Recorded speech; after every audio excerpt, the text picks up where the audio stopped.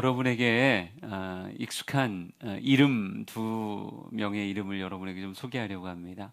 에브라임과 므낫세라고 하는 므낫세, 에브라임, 요셉의 아들들의 이름인데요. 모든 부모는 설레임 가운데 자기의 자녀의 이름을 고민하게 되죠.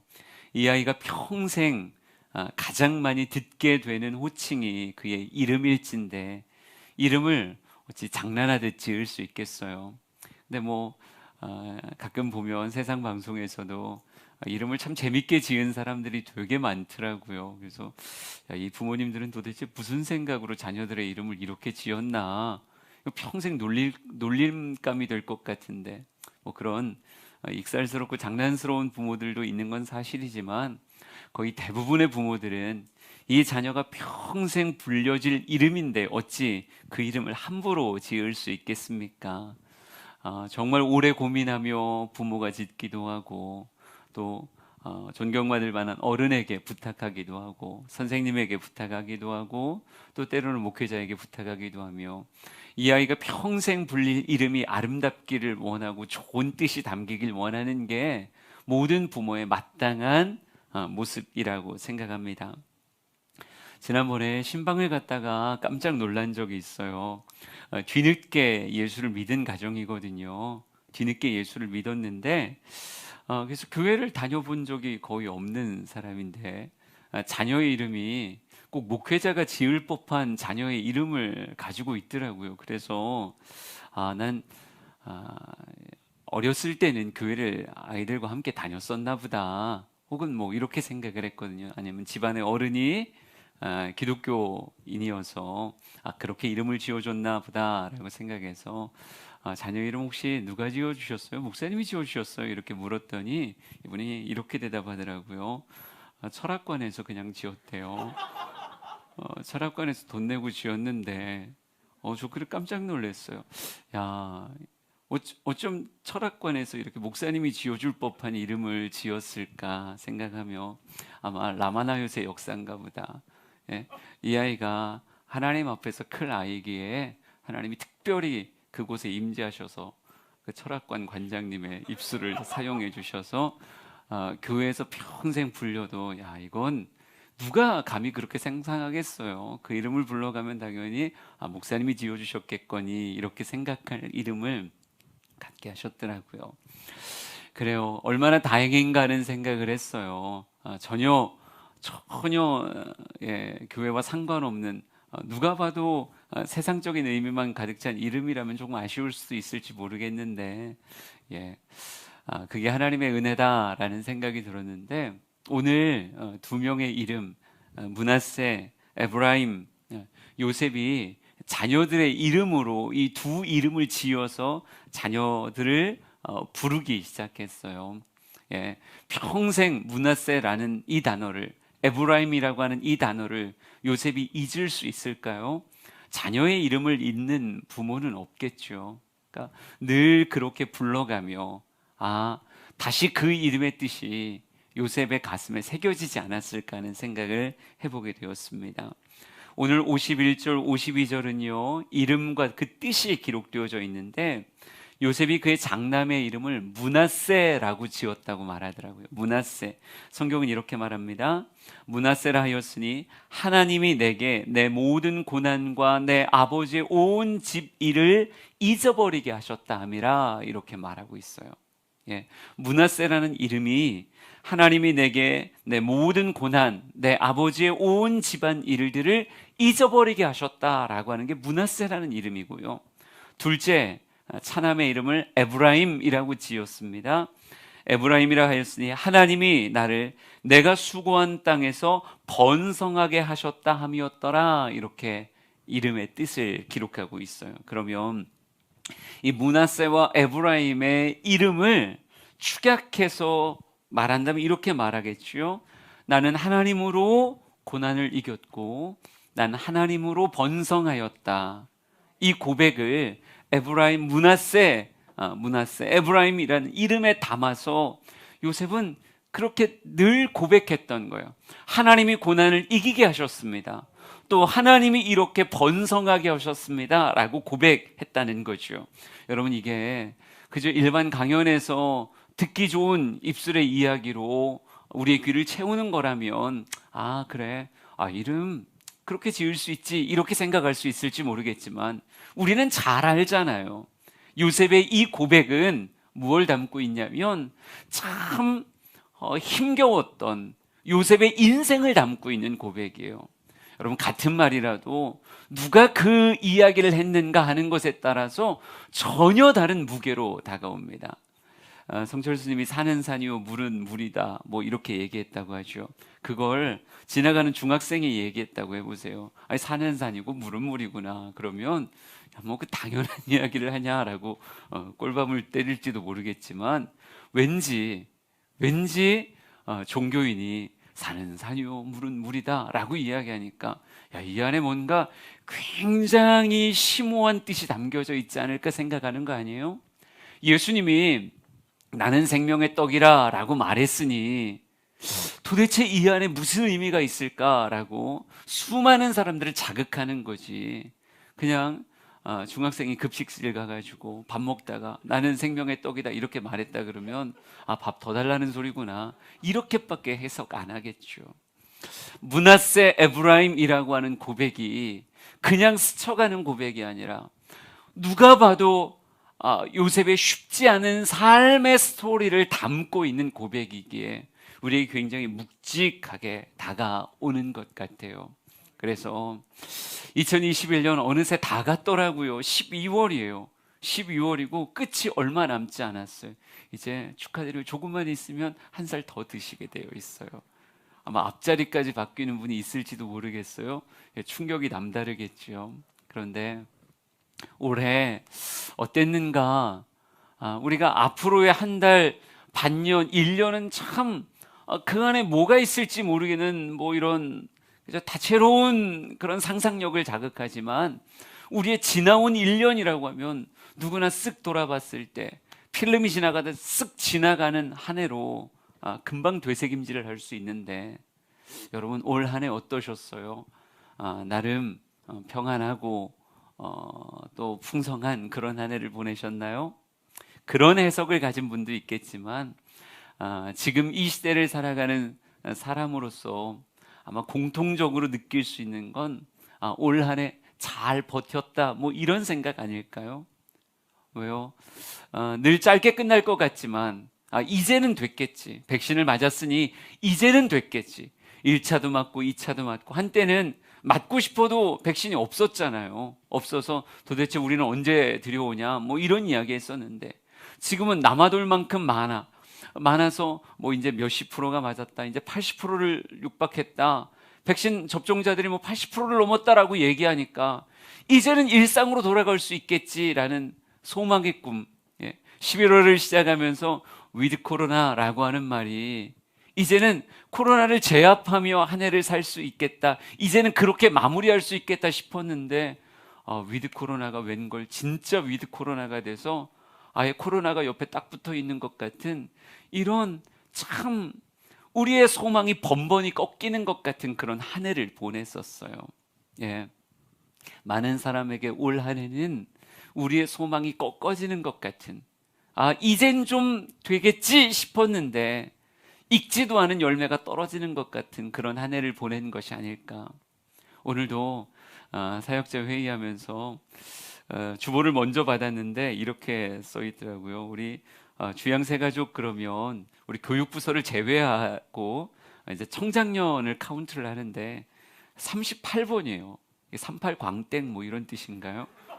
이런 뜻이면 괜찮겠는데 38이라고 하는 숫자의 넘버링은 우리가 이 중리동 성전의 시대를 열고 나서는요 처음 보는 그런 숫자예요. 한 해의 새신자가 38명의 이름을 기록했다?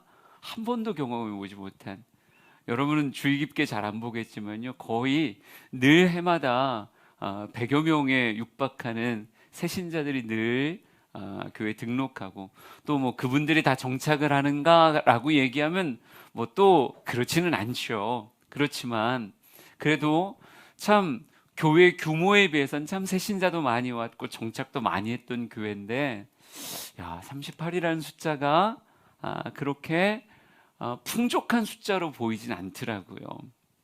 올 한 해도 어찌 보면 버텨가듯 사역을 했구나. 모든 부서들도 마찬가지고 버텨가듯 한 해를 보냈구나 하는 생각이 들더라고요. 그런데 그런 한 해를 보냈지만 우리의 입술에도 이 고백이 정말 요셉의 고백 같은 이 고백이 담겼으면 좋겠다. 올 한 해를 보내면서 결국은 므낫세요, 결국은 에브라임이다 라고 하는 고백이 우리에게 있었으면 좋겠어서 소망의 마음을 담아서 오늘 이 말씀을 전해보려고 합니다. 요셉의 첫 번째 고백부터 가슴에 새겨봅시다. 그는 첫째 아들의 이름을 므낫세라고 이름을 지었어요. 축약한 뜻으로 이야기하면 나는 하나님으로 고난을 이겼다, 이렇게 말할 수 있습니다. 우리가 요셉의 인생은 성경을 통해서 객관적으로 묘사하고 있기 때문에 그 스토리를 이미 잘 알고 있습니다. 요셉의 삶 절대 쉬운 삶이 아니었어요. 고저가 없는 인생이 어디 있겠어요. 높아지기도 하고 낮아지기도 하는 게 사실인데 요셉이라고 하는 사람은요, 그 낙폭이 굉장히 컸더라고요. 어떤 분이 이렇게 말하더라고요. 땅바닥으로 떨어졌어. 그래서 더 이상 떨어질 곳이 없다고 생각했는데 거기서 알게 됐어. 뭐가 있다는 걸? 지하실이 있다는 걸. 요즘은 지하도 1, 2층으로 파는 게 아니잖아요. 더 깊게 파기도 하는데 요셉은 아빠 1명에 엄마 4명인 집안에서 태어났어요. 이 단어조차도 쉽지 않을 텐데 특별히 동생 베냐민이 태어날 때요, 친엄마인 라헬의 죽음을 경험했던 사람이 요셉이라고 하는 사람이었습니다.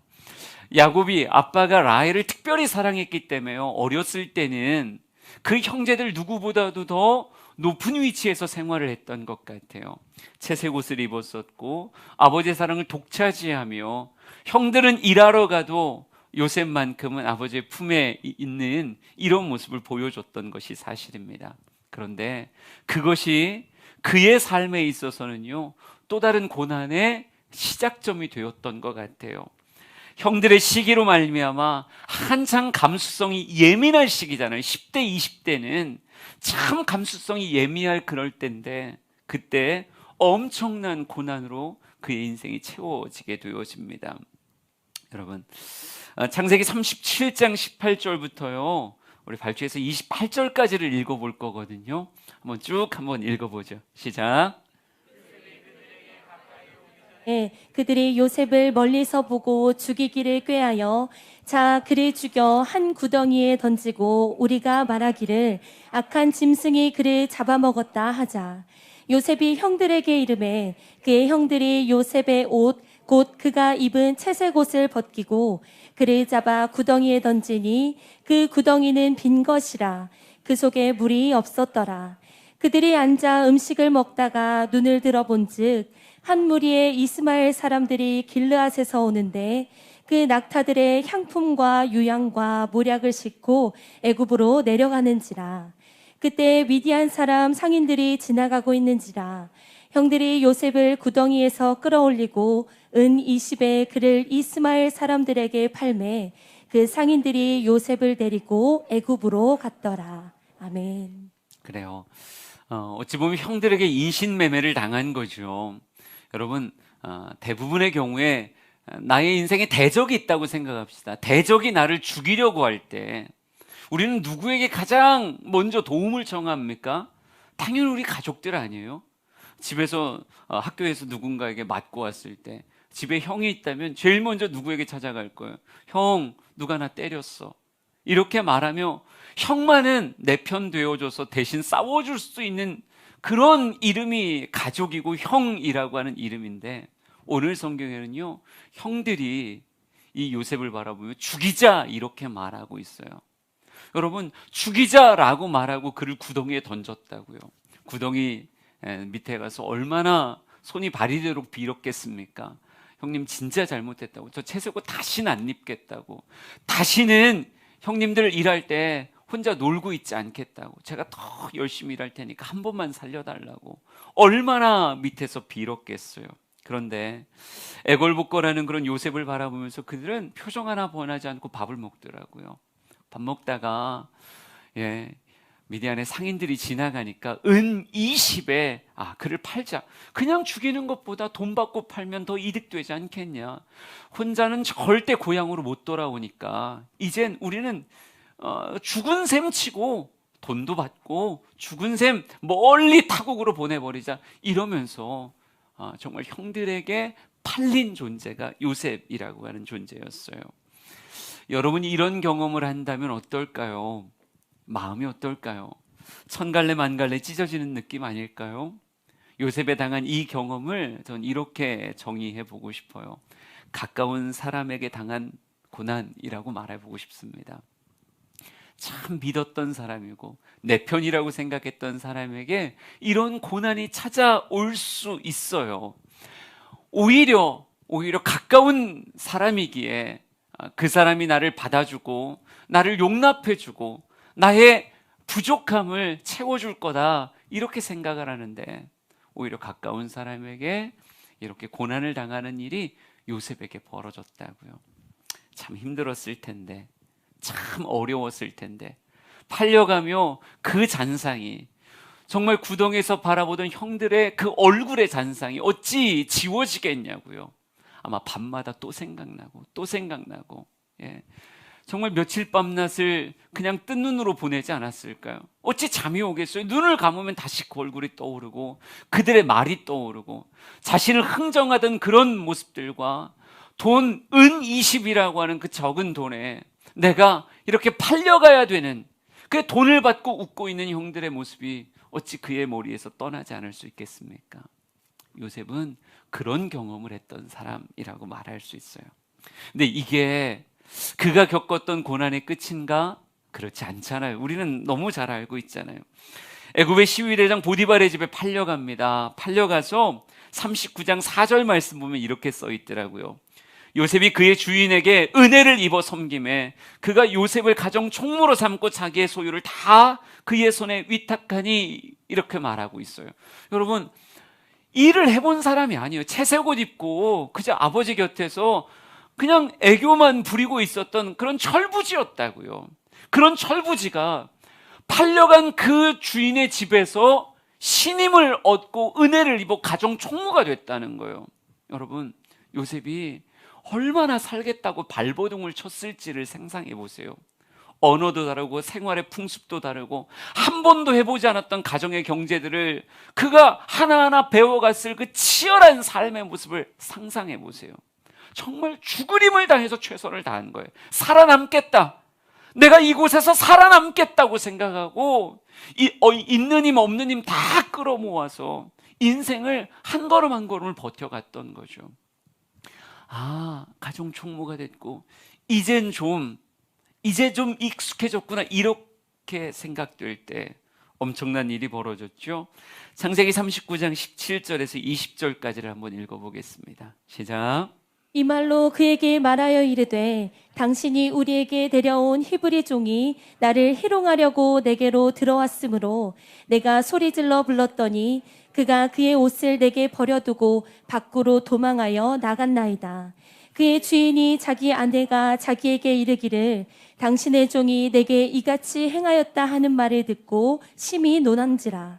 이에 요셉의 주인이 그를 잡아 옥에 가두니 그 옥은 왕의 제수를 가두는 곳이었더라. 요셉이 옥에 갇혔으나. 아멘.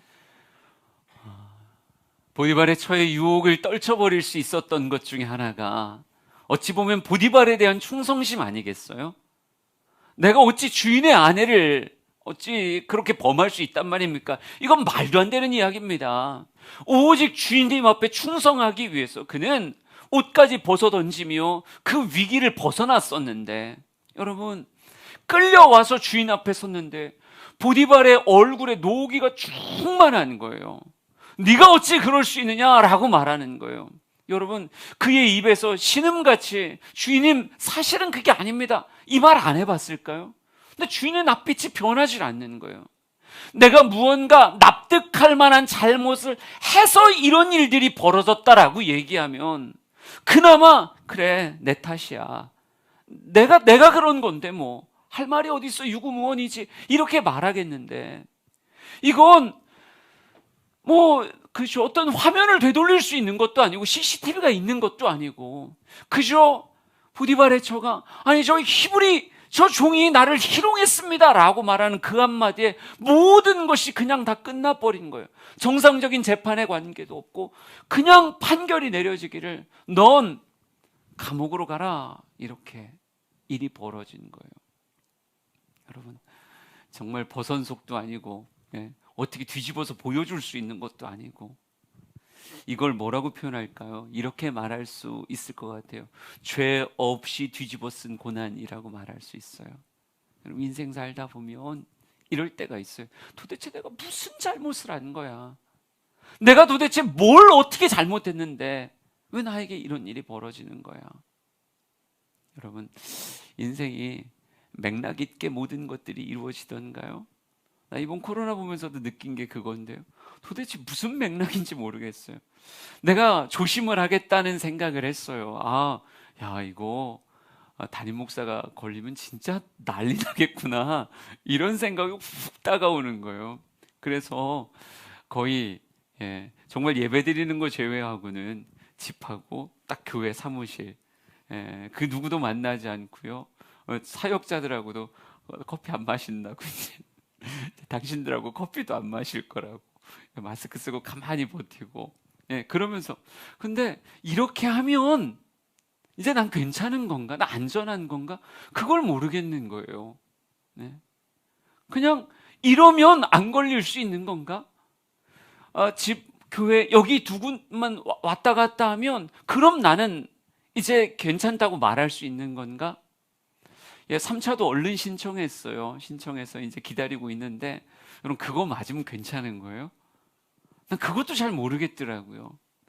인생이 맥락 있게 모든 게 풀어지는가? 납득되는 상황 가운데서 이 모든 것들이 이루어지는가? 아니에요. 그렇지 않다고요. 때로는 인간사가 나의 생각 바깥에서 움직이고, 나는 충성을 다한 건데 주인의 얼굴에 분노가 충만한 얼굴로 나를 바라보는 일이 벌어질 수 있다라고 하는 거예요. 이런 일이 벌어지면 그의 마음이 또 어땠을까? 감옥에 가서 하룻밤, 이틀밤 보낼 때 또 잠이 왔을까요?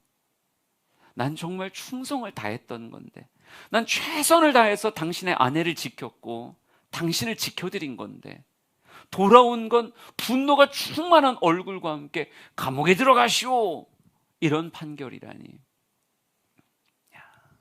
얼마나 힘들었을까요?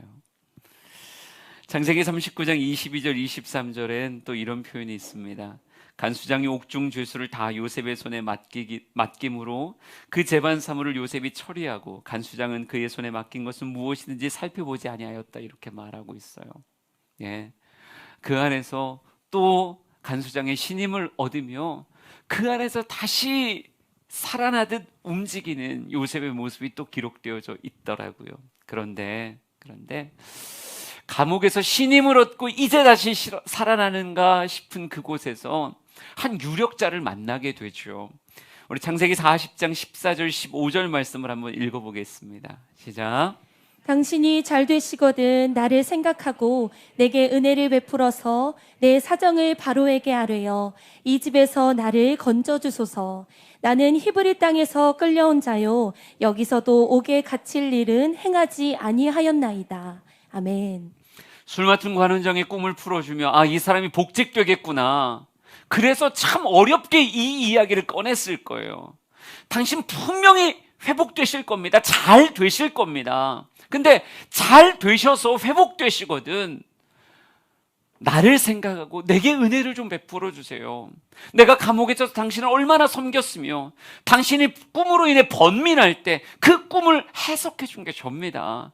당신에게 소망의 메시지를 준 게 바로 제가 아닙니까? 그러니까 분명히 잘 되시면 나를 좀 기억해 주세요. 기억해 주세요. 바로에게 이 말을 좀 해주세요. 나는 옥에 갇힐 만한 일을 행한 사람이 아닙니다. 정말 그렇습니다. 여러분, 술 맡은 관원장이 몇 번이나 눈을 맞추며 이야기했겠죠. 내가 잘 되기만 해봐. 내가 당신 꼭 기억할 거야. 아니, 날 위로해 준 자가 당신이고 날 섬겨준 자가 당신인데 내 낯빛 보면서 아니 왜 이렇게 낯빛이 어둡습니까? 하며 나의 꿈자리에 사나운 것도 참 복된 메시지였음을 풀어준 게 당신. 내가 당신 어떻게 잊어? 우리가 같이 한 세월이 언젠데 내가 어떻게 당신 잊어?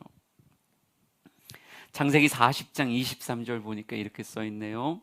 술 맡은 관원장이 요셉을 기억하지 못하고 그를 잊었더라, 이렇게 써 있어요. 여러분, 잊혀진 존재가 되었다. 어느 순간 그에게 있어서 참 의기투합했었고 많은 대화를 나눴었고 참 가까웠었어요. 그래서 당연히 아무에게도 말하지 못한, 나는 이런 일을 행한 사람이 아닙니다. 남들이 뭐라 그래도 당신은 알지 않습니까? 나는 그런 일을 행한 사람이 아닙니다. 라고 내 속도 다 이야기해 줄 수 있는 사람이었는데 술 맡은 관원장이 복직되고 나더니 새까맣게 잊어버리더라고요. 여러분, 요셉의 삶을 우리가 잘 알듯이 한 번, 두 번, 세 번 참 극심하리는 만큼 왜 삶이 이렇지? 그런 고난이 덮어 또 다가온 것이 요셉의 삶의 모습이었어요. 참 열심히 살았는데 손가락질 받을 삶이 아니었거든요. 이런 고난에 처할 삶이 아니었거든요. 그런데 참 열심히 살았는데 그때마다 다가온 건 참 큰 실망감이었어요. 여러분 궁금하지 않아요? 어떻게 이겨냈을까? 나에게 가까운 사람으로 인해서 고난받으면 난 천갈래 만갈래 찢어져서 나 이제 안 할래 이렇게 생각될 텐데, 죄 없이 고난이 내게 다가온다면, 아니 죄를 지었기 때문에 이런 일이 벌어졌다고 얘기하면 모르겠어요. 근데 나는 주인님을 지켜드린 거고 나는 주인의 아내를 지켜드린 건데 왜 내가 이런 대접을 받아야 돼? 참 이런 경험이 얼마나 삶을 힘들게 할까요? 또 잊혀진다는 게 얼마나 힘든 일인데, 저 사람에게 나는 잊혀진 존재구나, 날 기억하지 않는구나, 그게 얼마나 힘든데. 하나만 있어도 인생의 무게 앞에 나 그만할 거야 이렇게 말하기가 참 쉬울 텐데 요셉은 그거에 지지 않았어요. 어떻게 그럴 수 있었을까? 그런데 첫째 아들의 이름을 지으면서 이렇게 표현을 했더라고요. 므낫세라고 표현을 했어요. 이 말이 기가 막히지 않아요? 므낫세라는 거예요. 므낫세가 무슨 뜻인데요? 하나님이 내게 내 모든 고난과 내 아버지 온 집 일을 잊어버리게 하셨다, 이렇게 말하고 있어요. 여러분, 하나님이 잊게 하셨다는 거예요. 하나님이 므낫세 하셨다는 거예요. 이 개인으로는, 요셉 개인으로는요 절대 므낫세 못하죠. 그냥 내 뼈에 새길 정도로 형들의 얼굴을 내 뼈에 새기고 주인의 그 녹이 띈 그 얼굴을 내 뼈에 새겨야죠. 그런데 여러분 성경 보세요. 이 요셉이 보디발에게 원수 갚더이까? 예? 총리 대신이 돼서 보디발, 시위대장 보디발 당장 들어오시오 라고 말하며, 보디발 당신이 어찌 내게 이럴 수 있어 이렇게 말하던가요? 그 말 안 하던데요. 여러분 나중에 형들이 요셉의 얼굴을 딱 바라보고 진짜 요셉이구나 아는 순간 그들의 얼굴이 사색이 됐던 게 성경에 몇 번이나 기록되어 있잖아요. 여러분 누가 위로하던가요? 요셉이 위로해요. 당신이 판 게 아니라 하나님이 이 모든 사람의 생명을 구원하고자 나를 먼저 보내신 겁니다. 기가 막히게 해석하며, 여러분 그들의 얼굴을, 그들이 사색이 될 만한 일을 저질렀음에도 불구하고 요셉은 넘어가더라고요. 근데 어떻게 그럴 수 있는가? 그럴 때 그의 한마디의 고백은 이거예요. 므낫세였다. 하나님이 이 모든 것을 잊어버리게 하시고 지나가게 하셨다라고 이렇게 말하고 있다고요. 여러분 그가 고난 앞에 지지 않을 수 있었던 단 한 가지는요, 그의 삶의 곁에 계셨던 하나님이라고 하는 이름을 절대 포기하지 않았다는 거예요. 하나님의 이름을 붙잡고 또 붙잡고 그분의 이름 앞에 서 있을 때 참 힘들죠. 가까운 사람에게 고난당하면, 죄 없이 고난당하면, 잊혀지면 정말 힘들죠. 근데 그때를 므낫세, 또 므낫세, 또 므낫세 하며 지나갈 수 있게 하셨다라고 하는 거예요. 여러분, 하나님은 그가 던져졌던 구덩이에서도 같이 계셨었고요, 그가 보디발의 집에서 처참하게 일을 배워가며 노예 또 종의 이름을 감당할 때도 그 곁에 계셨고, 감옥까지 떨어져서 정말 인생의 가장 밑바닥에 왔다고 생각될 때도 하나님은 그 곁에 계셨어요. 그러니까 요셉은 얼마든지 다시 주님 붙잡고 므낫세라고 말하며 그 상처와 그 아픔과 그 고난에서 벗어날 수 있었다라고 하는 거죠. 창세기 39장 2절, 21절, 23절의 말씀을 계속 읽겠습니다. 시작. 여호와께서 요셉과 함께 하심으로 그가 형통한 자가 되어 그의 주인 애굽 사람의 집에 있으니 여호와께서 요셉과 함께 하시고 그에게 인자를 더하사 간수장에게 은혜를 받게 하시매 간수장은 그의 손에 맡긴 것을 무엇이든지 살펴보지 아니하였으니 이는 여호와께서 요셉과 함께 하심이라. 여호와께서 그를 범사에 형통하게 하셨더라. 아멘. 형들에게 버림받았을 때도 하나님 곁에 계셨고, 내가 충성을 다 바쳤던 주인에게 버림받았을 때도 하나님 곁에 계셨고, 내가 온 기대를 걸며 은혜를 베풀었던 그가 나를 잊었을 때도 하나님 내 곁에 계셨어요. 그래서 요셉은 늘 내 곁에 계신 하나님을 붙잡고 하나님을 내 가슴에 담았을 때 하나님은 그의 얼굴 앞에 므낫세의 축복을 주시며 그 상처와 그 아픔과 그 고난을 넘어갈 수 있도록, 그것에 더 이상 발목 잡히는 게 아니라 넘어갈 수 있는 은혜를 베푸셨다라고 하는 겁니다. 여러분, 하나님의 은혜는 고난보다 큽니다. 하나님의 은혜는 인간이 경험할 수 있는 그 어떤 고난보다도 큽니다. 그러기에 우리는 고난의 수렁텅이에 빠졌을 때, 그렇죠, 인생의 감옥에 갇혔을 때, 누군가의 외면과 거절에 마음에 상처가 입었을 때 우리는 누구의 이름을 부르는 거예요? 나와 함께하고 계시는 임마누엘의 하나님의 이름을 부르는 거예요. 하나님께 더 힘을 쏟는 겁니다. 그때가 기도할 때고, 그때가 말씀 앞에 설 때고, 그때가 하나님 앞에 내 생명을 들여 예배할 때라고요. 예배할 때 하나님 앞에서 우리는 다시 살아나고, 말씀을 듣고 말씀을 묵상할 때 우리는 얼마든지 다시 살아나고, 찬양 부르다가 살아나고, 기도하다가 살아나는 거예요. 그렇죠. 제가 전하고 제가 은혜 받았던 표현이 있어요. 그게 이거예요. 하나님 말씀으로 얼마든지 다시 살려낸다.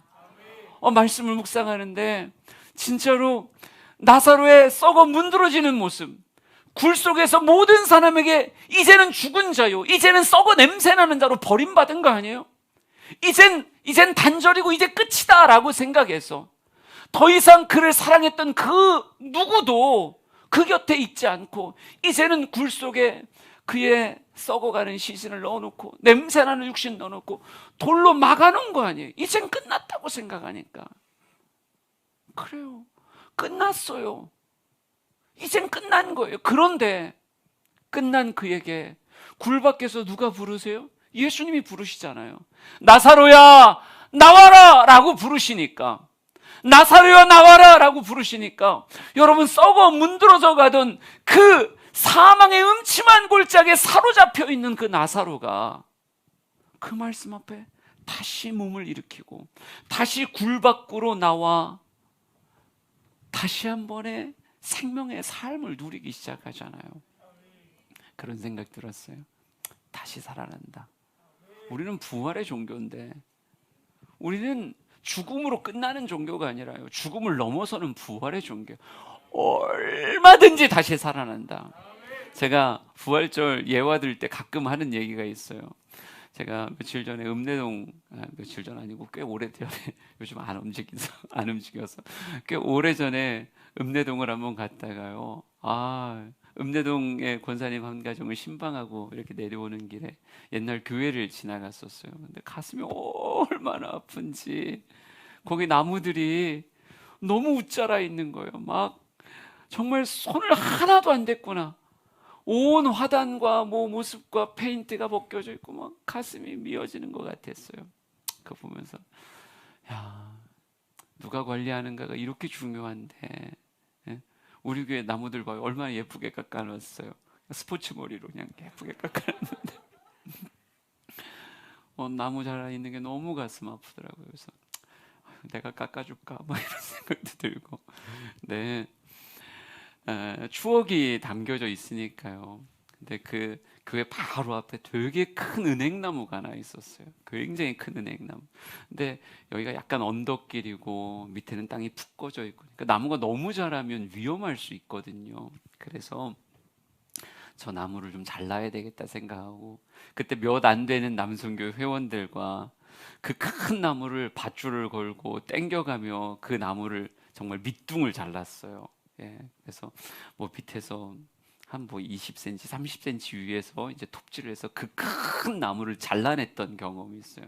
그래서 이제 밑둥을 그냥 잘라버렸으니까, 저는 그랬다가 예전에 깜짝 놀랐던 게, 시간이 지나니까 그 밑둥에서 가지가 올라오더라고요.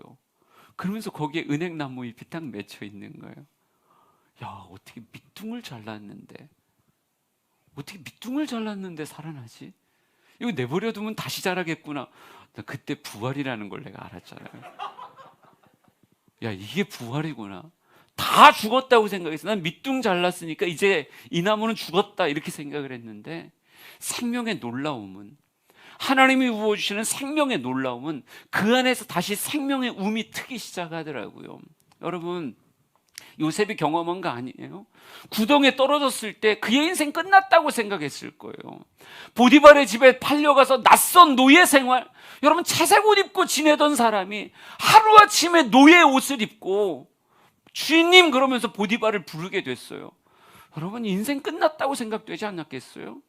여러분, 감옥에 짓지도 않은 죄, 나는 이런 감옥에 갇힐 만한 일을 행하지 않았습니다. 이 말이 얼마나 정답인데, 그런 감옥에 떨어진 그가 내 인생 끝났다 생각되지 않았겠어요?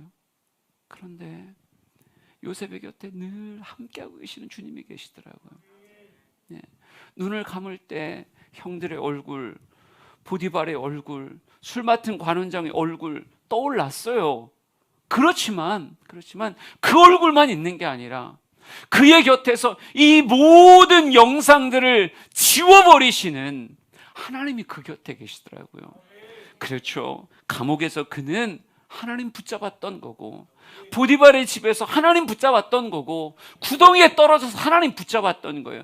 그때마다 하나님은 므낫세 또 므낫세 하시며 그의 모든 고난과 어려움들을 그때 지우셨던 거예요. 하나님 얼마든지 다시 살려낸다.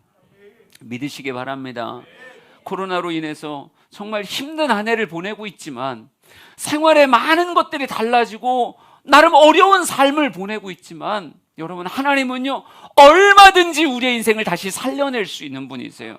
이 고난과 아픔이 다 지나가게 하시는 분이시고 다시 그 안에서 살려내는 므낫세 하시는 하나님이신 걸 여러분의 가슴에 새기길 진심으로 축복합니다. 그리고 하나님은 에브라임 하시더라고요. 에브라임을 고백하는 지금의 위치를 창세기 41장에서 만나보겠습니다. 40절부터 43절이에요. 시작. 너는 내 집을 다스리라. 내 백성이 다 내 명령에 복종하리니 내가 너보다 높은 것은 내 왕좌뿐이니라. 바로가 또 요셉에게 이르되 내가 너를 애굽 온 땅의 총리가 되게 하노라 하고, 자기의 인장 만지를 빼어 요셉의 손에 끼우고 그에게 세마포 옷을 입히고 금사슬을 목에 걸고 자기에게 있는 버금술에 그를 태우매 무리가 그의 앞에서 소리지 이르기를 엎드리라 하더라. 바로가 그에게 애굽 전국을 총리로 다스리게 하였더라. 아멘. 하나님은 그를 에브라임 하게 하셨습니다. 에브라임이 무슨 뜻이었습니까? 하나님이 나를 내가 수고한 땅에서 번성하게 하셨다라고 이렇게 말하는 거예요. 여러분, 수고라고 하는 단어가 붙어 있어요. 요셉은 늘 최선을 다했던 삶이긴 해요. 그러나 최선을 다했지만 이 최선으로 맺을 수 있는 결론이 창세기 41장이 정말 맞던가요? 이게 내가 만들 수 있는 작품인 거예요? 애굽의 가장 높은 총리가 돼서 왕이 이렇게 말하더라고요. 내가 너보다 높은 것은 내 왕좌 이 자리 하나밖에 없다. 네가 온 땅의 총리가 되어 인장반지 가지고 너 마음대로 법령을 만들고 네가 이 모든 땅을 네가 다스려라. 내가 그저 너보다 높은 것은 그냥 자리 하나 앉아있는 것 이것밖에 없다.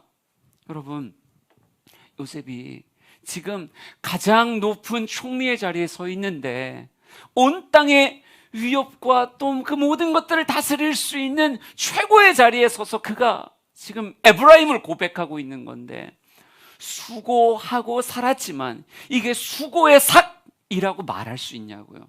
아니에요. 여러분, 누가 감히 요셉의 41장을 상상이나 할 수 있었겠어요? 보디발이 야, 히브리 노예가 정말 일을 열심히 하네, 잘 배우려고 하네, 기특하다 생각은 했겠죠. 근데 41장을 생각했을까요? 감옥의 전옥이 야, 무슨 죄수가 하나 들어왔는데 죄수 같지가 않네, 내 모든 일 다 맡겨도 되겠다, 야, 참 대단한 사람인데. 여러분, 그렇지만 감옥의 전옥은 41장을 상상이나 했을까요?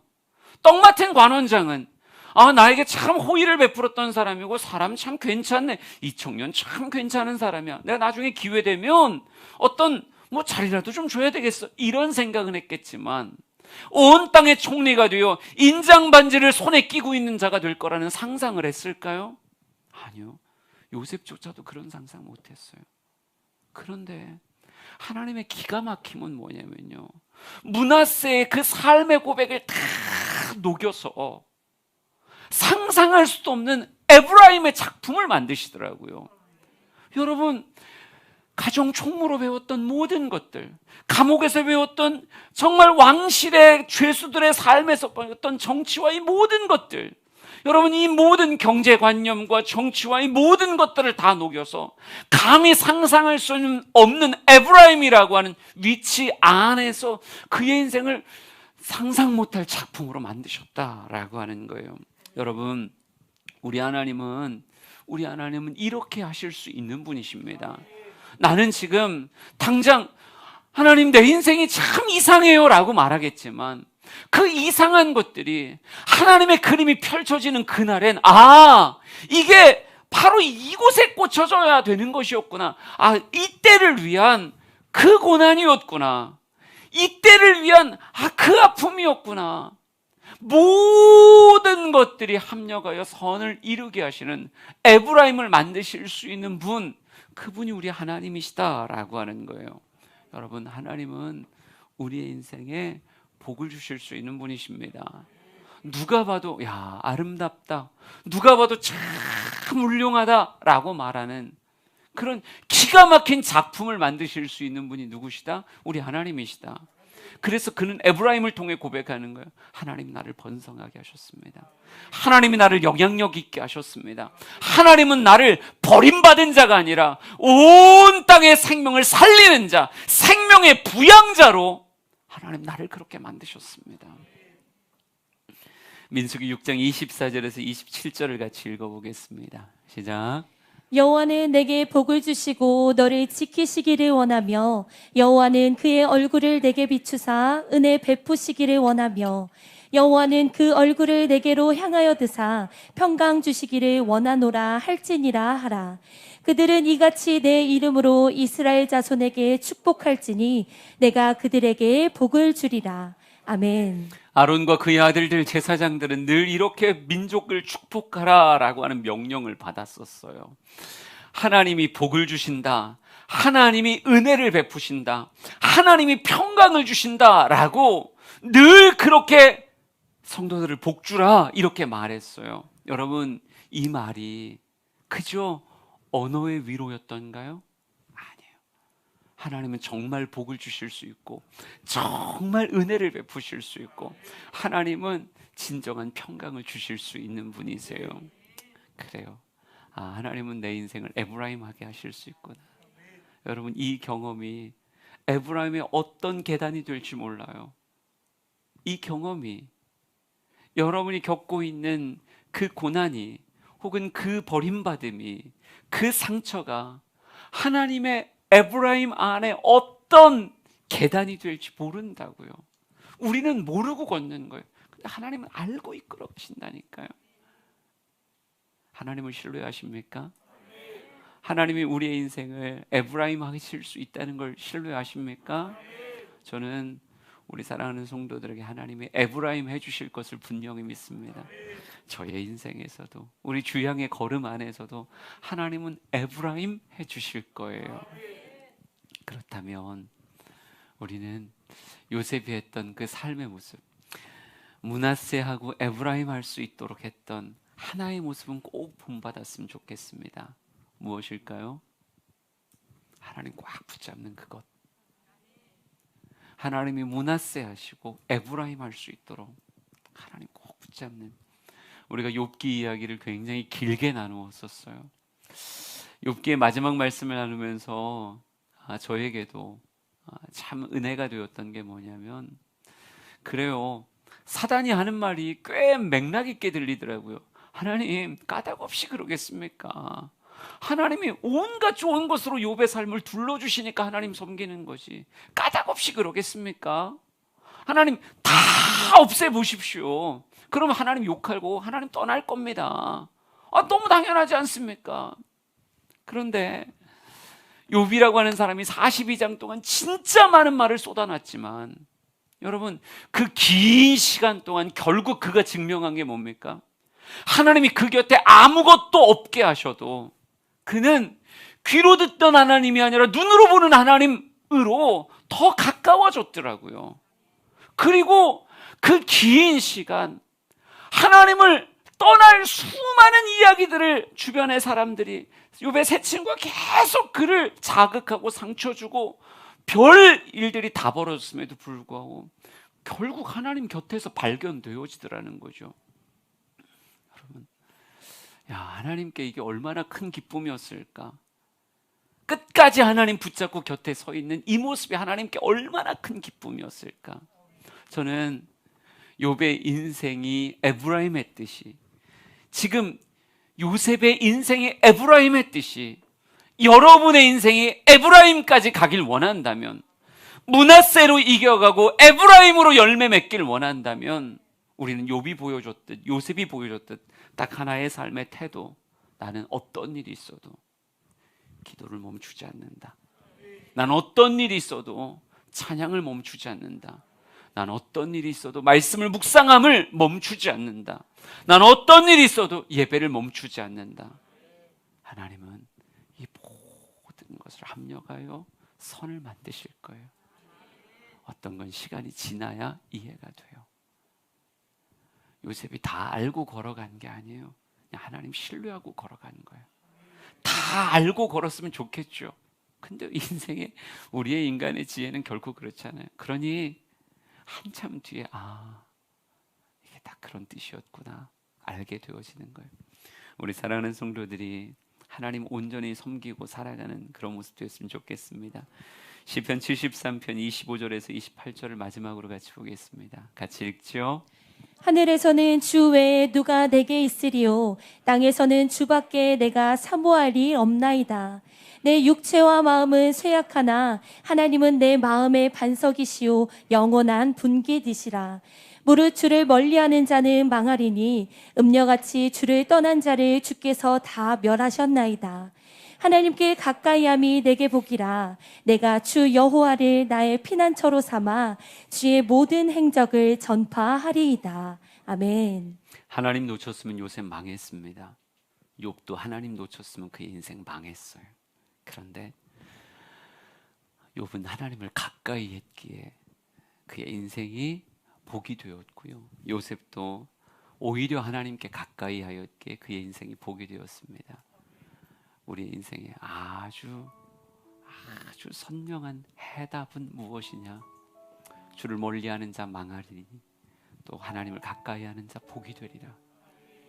이것이 우리의 인생을 담은, 내가 인생의 앞길을 모르지만 내 인생 어떤 곳, 구덩이든 감옥이든 왕궁이든 어느 곳에 있어서도 난 이 명제만큼은 절대 내려놓지 않습니다.